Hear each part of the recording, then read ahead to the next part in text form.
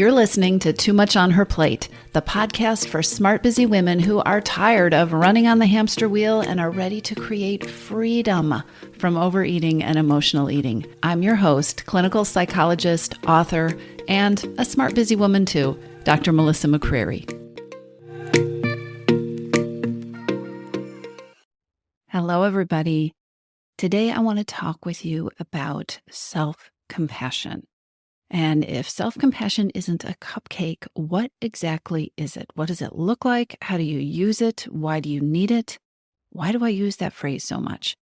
I've been doing a number of podcast interviews lately and have been answering the question, what's the first thing to address? What's the first step if you want to address emotional eating triggers? And you probably know my answer.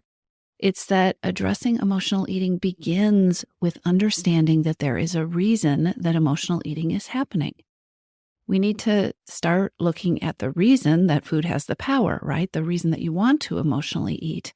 And we have to approach habits, even the ones that we don't like with food and with anything else, actually. We need to approach these habits with self-compassion. And I've been thinking about how often the term self-compassion comes up. It's important. It's a key to creating a peaceful relationship with food that works for us.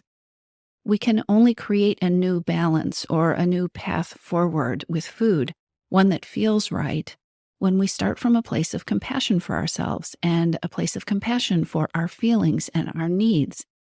But what does this really mean? What does self-compassion really mean? I mean, it's a fancy term that sounds good. And when I say it and when I think it, it gets a lot of head nods from me or from anybody else. It sounds good, self-compassion. But in the thick of things, practically applying self-compassion, it isn't always intuitive. Self-compassion, the idea of self-compassion, struggles with self-compassion, comes up over and over and over again inside Your Missing Piece. Your Missing Piece is the program where I help women create freedom from overeating. It's my signature program. And we talk about self-compassion all the time because it is so key. It is a missing piece of the puzzle, right? Some of the questions that we play with probably resonate for you. One of them is, can you offer a few examples of what self-compassion looks like? Or I know that, there are things like bubble baths or going for a walk, but that's not always possible. What else is an example of self-compassion? Here is a good question that came up recently. What's the difference between self-compassion and rationalization? Human brains worry about this one a lot, right? If I practice self-compassion too much, I might actually be rationalizing, as in, what if I am so gentle and quote unquote nice to myself that I just don't move forward? What if I'm too easy on myself? Oh, brains love to worry about that. It is easy to get sidetracked from what self-compassion really is, or to confuse ourselves about it, or to get all tangled up in mind games about what is self-compassion? What does it look like? So let's break it down. What is self-compassion? And why do you need it? Why do any of us need it to make peace with food? Self-compassion is so frequently misunderstood and misinterpreted, especially by busy women who are juggling stress or overload. So, before we talk about what self-compassion is, let's start with getting really clear about what self-compassion is not. Self-compassion is not a binge. It is not an overindulgence that leaves you feeling guilty or frustrated with yourself. It is not anything that leaves you feeling guilty or frustrated with yourself. Self-compassion is not numbing out. It is not mindlessly wasting time, unless this is something that you are really deliberately doing because you've really decided this is what self-compassion looks like for you right now. More about that later. Self-compassion is not procrastinating or rationalizing or endlessly avoiding or skipping something that is actually important to you.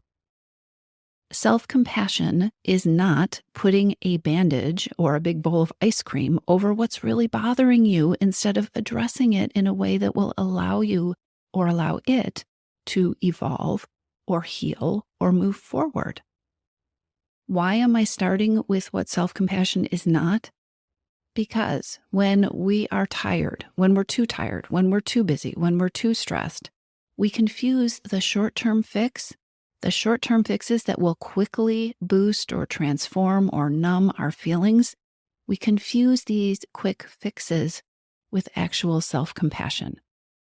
When we're too tired, too busy, or too stressed, we focus on the short-term relief that we might feel, maybe, and that's a big maybe, and we ignore the bigger eventual boomerang effect, right? So it might be feeling frustrated or bloated or mad that we missed an opportunity or upset that we lost an hour getting sucked into an internet rabbit hole when really we have 50 million things to do.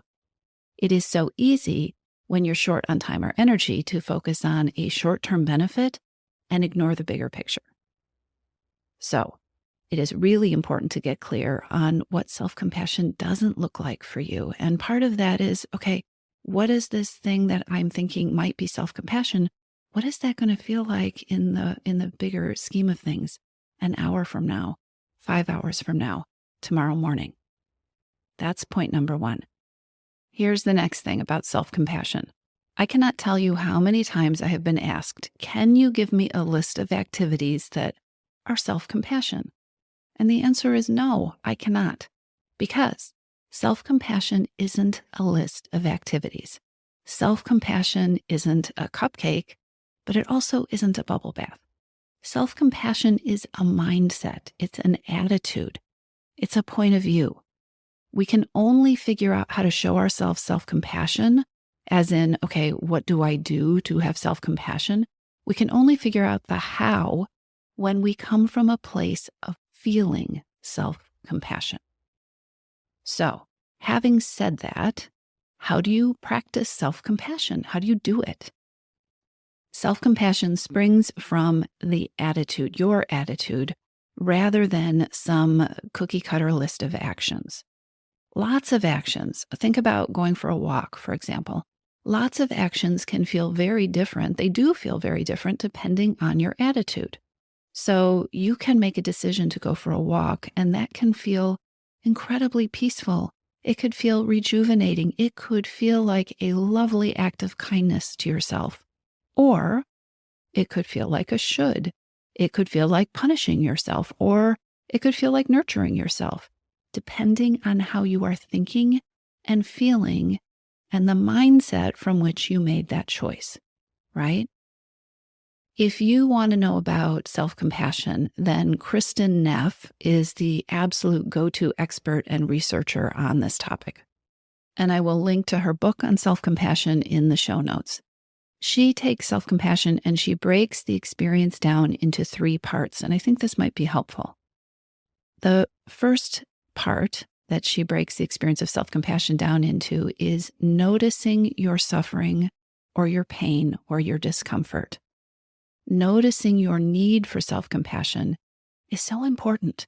And this is actually a new step for a lot of women who struggle with emotional eating or overeating, at least in this area. And that's why I emphasize how important it is to respect that overeating always happens for a reason. Knowing this, knowing that overeating always happens for a reason, can help us step into curiosity and self-compassion about what's going on and step out of the name-calling and the self-blame and the feeling like we did something stupid. So what this step looks like, remember, noticing your pain or your suffering or your discomfort. What this step looks like, it can be as simple as noticing and saying to yourself kindly something like, I'm having a really hard day, or this is really hard, or I'm feeling a little bit anxious right now, or you know what, I am in this transition point in my day and I'm feeling unsure of what to do next or how to dive into the next part. It can be that simple. Okay, so step 1, you notice your suffering or pain or discomfort. The second step that Kristen Neff outlines is responding with your heart. Responding to that noticing with warmth, with a desire to comfort or a desire to help in some way. So you're offering yourself understanding and kindness rather than judging yourself harshly. You really can't do both. Here is something I see all the time. I see really smart, capable, but busy women try to skip or deprive themselves of that heartfelt, kind response, right? You notice that something is hard, but you skip that kind, warm, comforting response. If you try to do self-compassion without really coming from that heartfelt place, it is going to feel and be fake and forced. And it isn't effective. It isn't really self-compassion. So how do you respond from your heart? What does that look like? Often the easiest path is to think about how you'd feel if you were helping somebody else that you love or care about. If you struggle with self-compassion, you might find that you have all the skills and strengths. They just tend to be focused on others most of the time and not on yourself. And there are a lot of reasons for that, and we won't go into that here. But, start practicing this second step of self-compassion by asking yourself, how would I respond to a friend in this situation? How would I take care of this person? Okay, so you notice, you respond from your heart. And the third step that Kristen Neff teaches is respecting that suffering, pain, or imperfection is a part of your humanness. It's normal. It's not a defect or a personal inadequacy. I know you have heard me say, if you have listened to this podcast for more than one episode, you've heard me say that perfectionism is a major cause of overeating. When we acknowledge that we are as human as everyone else, and oh yes, there's nothing wrong with being human, and that having bad days or difficult days or making mistakes is wonderfully human, we can be kinder to ourselves.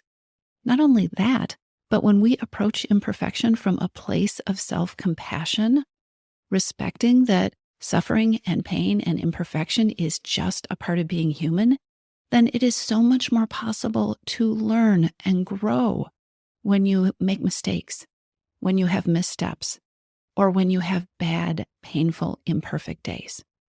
So notice, respond from the heart, and know that imperfection is absolutely a part of the human experience and worthy of self-compassion and care. Okay, so what does self-compassion have to do with peace with food and freedom from overeating? Why are we talking about this? Why does it come up all the time? Because an attitude of self-compassion allows us to learn from our emotional eating and overeating. We can be curious instead of furious and mad at ourselves, and we can ask ourselves what we really need and crave that isn't food. When we harness the attitude of self-compassion, we can be curious instead of self-blaming. We can start to look for, what are the reasons that I'm overeating? What are the reasons that I did that eating this afternoon and I didn't do it yesterday? What are the reasons that this has been a really hard week for me? And then we can ask ourselves what we really need and what we really crave that isn't food.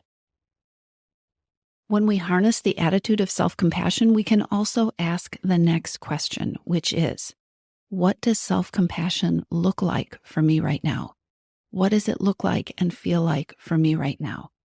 Because that is how we start to identify what self-compassion really is. It is only when we come from that place of feeling warmth and kindness and respect for ourselves that we can begin to come up with, to generate, to creatively think about ideas of the things that might feel good, the things, the activities that might be self-compassion, the things that might be nourishing or comforting in that moment. And they're going to change. They're going to be different. But coming from that place of caring and kindness and warmth and lovingness, that is how we decide. That is how you start to come up with a list of what does self-compassion look like. And it's going to be different from moment to moment. In one moment, that could be a nap. In another, it could be a kick in the pants to get yourself out the door to breathe some fresh air and get some exercise. So instead of trying to come up with 10 things that are self-compassion, my advice is to practice generating an attitude, a mindset of self-compassion. Practice experimenting with the things that help you to access self-compassion for yourself? What are the practices? Is it taking a breath? Is it feeling your heartbeat?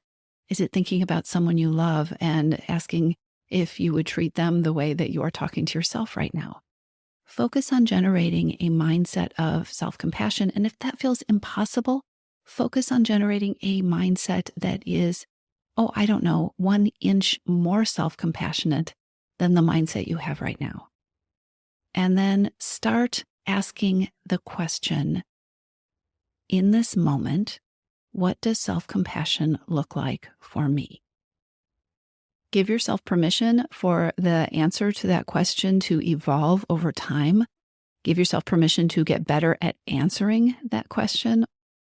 The attitude, the mindset of self-compassion starts with beginning to nurture the belief that you are worthy of self-compassion, that self-compassion is important.